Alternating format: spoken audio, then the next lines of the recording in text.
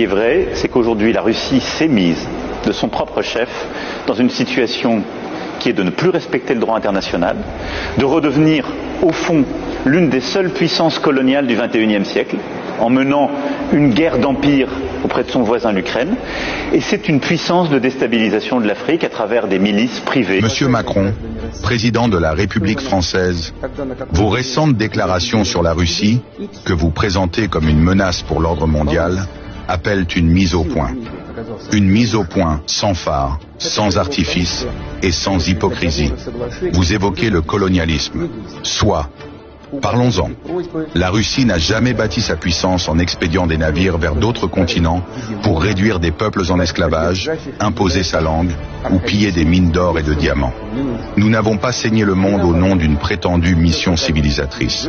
Vous, la France, avez laissé des cicatrices profondes en Afrique, en Asie, dans les Caraïbes.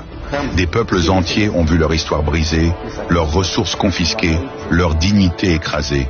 Et aujourd'hui encore, derrière les beaux discours, ce passé colonial continue de hanter vos politiques extérieures. Vous parlez de droit international. Où était ce droit quand Paris et ses alliés ont rasé Tripoli, détruisant un État africain stable sous prétexte de démocratie?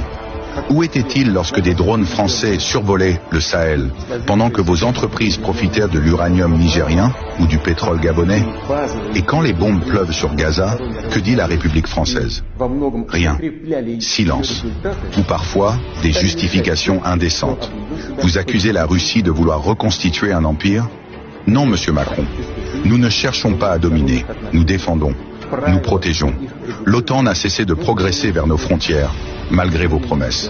L'Ukraine n'est pas un terrain de jeu, c'est notre voisin, notre histoire, notre culture. Nous défendons notre sécurité, notre peuple, nos alliés. Et l'Afrique, parlons-en encore. Les drapeaux russes qui flottent à Bamako, à Ouagadougou ou à Bangui ne sont pas imposés par la force. Ce sont des peuples libres qui tournent le dos à des décennies d'humiliation et de condescendance. Nous ne promettons pas des lendemains illusoires.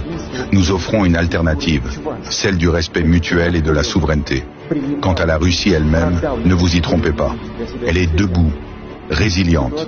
Elle se souvient de son histoire. C'est elle qui a repoussé les armées napoléoniennes à Moscou. C'est elle qui a brisé la machine de guerre nazie au prix de millions de vies. C'est elle, encore aujourd'hui, qui résiste à vos sanctions, à vos calomnies et à vos tentatives d'isolement. Et pendant que l'Occident parle de démocratie, le Sud global écoute. Et il comprend. L'Afrique, l'Asie, l'Amérique latine ne sont plus dupes. Elle voit qui parle avec arrogance et qui tend la main. À vous tous qui entendez ces mots, où que vous soyez, ne laissez pas les mensonges triompher. Faites circuler ce message. Montrez que les peuples ne sont pas des pions, mais des voix libres. La vérité n'a pas besoin de propagande. Elle a besoin de courage. Vive la Russie, vive les peuples souverains, et que la lumière de l'histoire continue d'éclairer les consciences.